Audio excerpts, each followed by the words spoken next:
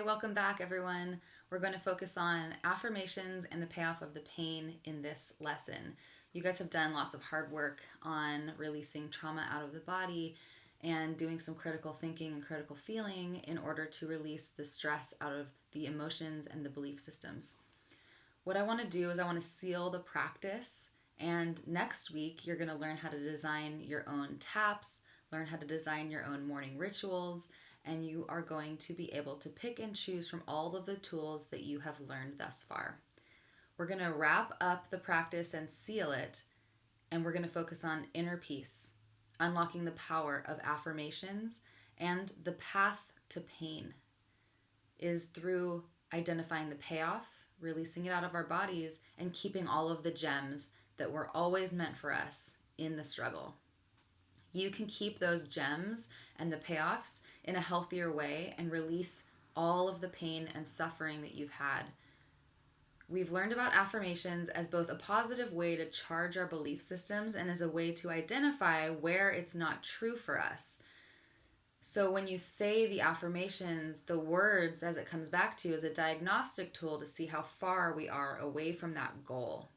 The affirmation being true for you is an end goal. So now we're going to do a masterclass on affirmations and the payoff of the pain. Saying an affirmation and having it feel true is the ultimate goal. And in this module, I'm going to give you a really powerful download PDF of Louise Hay's complete list of affirmations.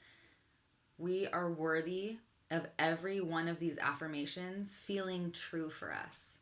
So I'm going to let you in on a little secret. 90% of EFT practitioners around the world just work with affirmations. They don't work with the payoff of the pain. They don't work with understanding how we're protecting ourselves. So when you say these affirmations as you're tapping on yourself, like around body image and finances and being safe in relationships, for example, there's no amount of healing affirmations that you can say that's going to change our belief system. Through validating, emoting, releasing the physical charge out of the body, looking at the payoff of the pain and what we're getting out of holding on to the suffering, paired with affirmations, is the linchpin to our inner peace. Saying the affirmation and re-saying it again and again is basically like you're running this affirmation through your body to see if it's true. And then you do a little bit more critical thinking and feeling and releasing, and you run it through your system again. If you're an energy person, this is the energy work, is these affirmations are the medicine. They can help us reprogram and reaffirm and strengthen our positive belief systems, and they can also be run through our system to shine a flashlight on all the shadows and see how far away we are from this being true for ourselves. Once we've deconstructed the limiting belief systems, we can use these affirmations as a way to enhance and increase the power of the goodness in these beliefs in our lives. Next week, you're going to be designing morning rituals and your own practice for creating a meditation and your own EFT practice. You're going to be using these affirmations powerfully each day, knowing that they're a diagnostic tool, showing you where it's not fully true, and we're going to be charging our already positive belief systems and increasing those. I've already incentivized you on why we want to do this nitty-gritty work, but I'm going to remind you once again that the reason why we want to go so deep into fine-tuning these areas of our lives like stress and shame and anger is that they have a negative effect on our physiology. Our biology turns experiences into physiology. Our cells manifest even the most subtle stress, and in weeks or months or years it turns into a tangible limiting belief system. Studies show that these levels of stress can cause fibromyalgia, digestive issues, cancer, and the list goes on and on. I'm going to teach you next week how to have this powerful morning ritual, so just in 10 minutes you are going to be able to continually fill your cup and chip away at the hard work in a way that actually feels good. You can release all the suffering and you can keep all of the gems and all of the payoffs. We are abundant souls. We are protected by the universe. And abundance and joy and peace is at our fingertips. but yet we still stress over the small stuff and we continually prepare for disaster. So we are designed to handle these hard things in life, and we can cast a large net of affirmations that are positive, and we will still be able to be equipped to handle the hard stuff. We don't have to be always just preparing for danger. We can respond to the challenge naturally. We are free to anticipate the good things in life. If there's nothing else you've taken from this course, I want you to understand that the mind is connected to the body. And I know that all of you believe that now. So I'm going to talk a little bit about this affirmation, and I'm going to show you about the biofeedback. Say out loud, my body's connected to my mind, and I can use this phenomenon to heal my life. I know that you believe that because you've just gone through all of the training, and we've really drilled that in. So this positive affirmation increases the belief in your life. And maybe try on a different affirmation that might not feel true, like abundance flows freely to me and I'm in perfect health. These words come out of your mouth and they loop back to your ear, and the moment they hit your ear, the dark shadows are illuminated. The distance between you and this end goal can be felt as a gap. So in this way, affirmations are a diagnostic tool. You can say something out loud and immediately feel the biofeedback of how it's true or not. This is a good time to pull out the memory jogger or SUDS tracker and write down areas of your life that you could improve upon. I will be sending you a list of all the affirmations from Louise Hay, and as you speak them out loud, you can find which areas of your life that you'd like to do taps on and write them down. Matt Kahn, one of my favorite spiritual teachers, talks about how when you look in the mirror and you say, I love you to yourself, the biofeedback might be icky or dangerous or untrue or scary. Your inner child is receiving that biofeedback saying, where have you been for the last 30 years? You've been drunk on ego and chasing material wealth for 30 years. You don't love me. You say it again, I love you. The inner child pouts again and crosses their arms and turns away and says, you've abandoned me. This biofeedback is with our inner child. And Matt Kahn says we are all spiritual millionaires and the inner child has the PIN code to our bank account. I love that. We are in debt to ourselves in areas of our lives. We're in spiritual debt. So when you say I love you, it goes and takes your negative bank account from negative 100 up to negative 90. Your inner child is still pouting. Slowly over time, as you continue to make these spiritual deposits of these affirmations of love, you will eventually get back above the red, and every deposit will grow and grow. So you might find that you're having these conversations with your inner child, and when you speak affirmations, see how he or she feels. As you continue this ritual of speaking these affirmations, they not only increase the positive beliefs that you already have, but they call out the areas in which you're in deficit. Wait for the day that your inner child asks for a hug and comes running to you with open arms. That day will come. Sometimes seeing these affirmations feels like we're depositing a penny into the Grand Canyon, or we're peeling an onion with thousands of layers. But trust that eventually, as you speak these affirmations, you will see mountains of flowers and grass where there used to be giant crevasses, and in place of the onion will be a lotus with an infinite amount of petals. Just keep going, keep depositing spiritually into yourself, and these affirmations used in combination with identifying the payoffs of our struggle will lead to inner peace.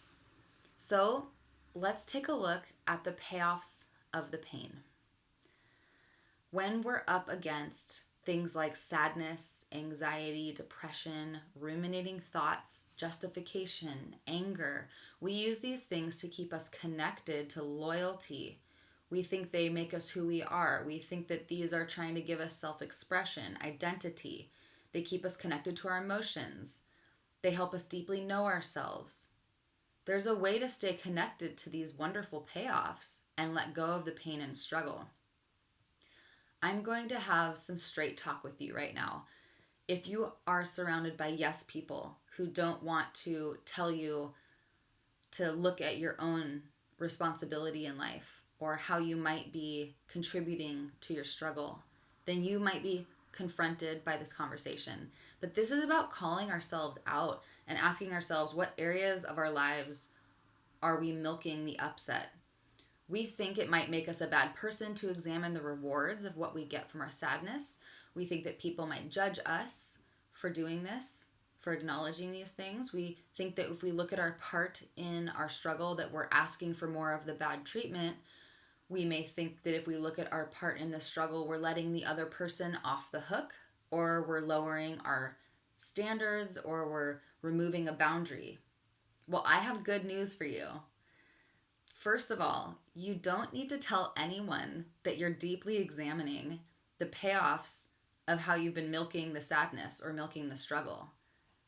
What you've been getting out of your anger or sadness or depression, I'm going to share with you right now that I'm going to teach you how to let go of the pain and the struggle in a way where you get to keep all of the gems and all of the protection and all of the boundaries, all of the rewards and the payoffs.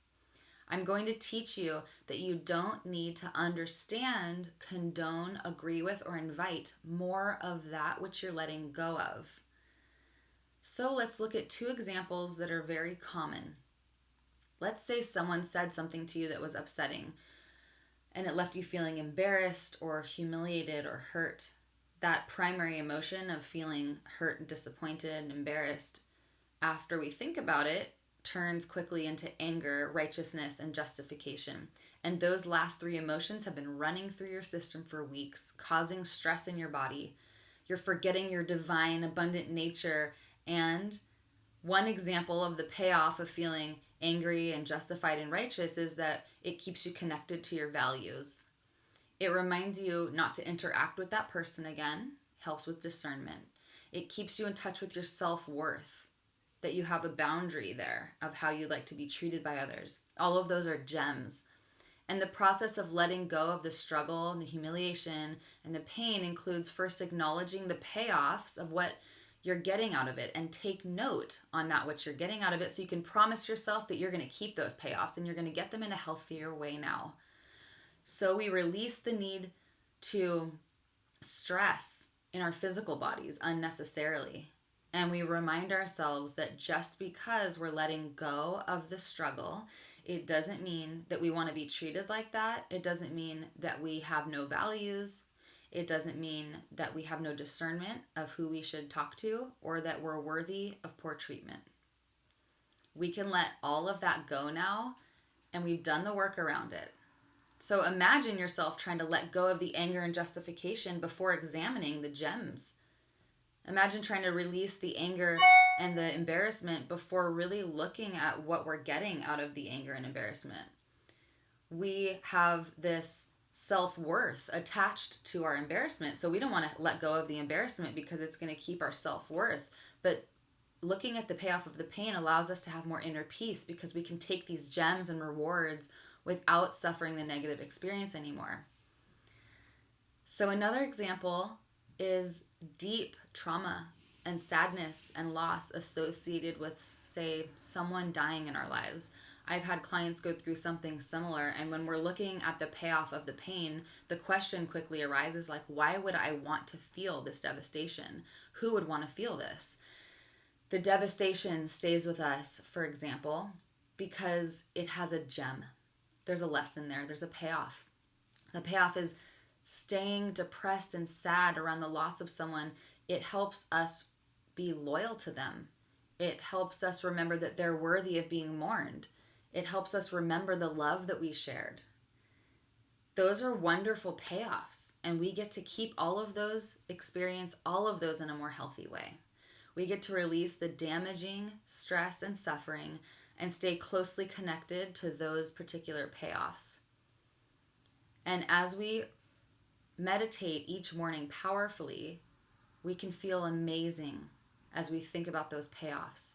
And I'm going to teach you in the next week's lessons how to generate those feelings of ferocious loyalty to people, worthiness of them being missed, and loving all of those memories of all of the love that you shared and feeling it now. You can let go of the energy-sucking emotions that are doing their best to take you down one cell at a time.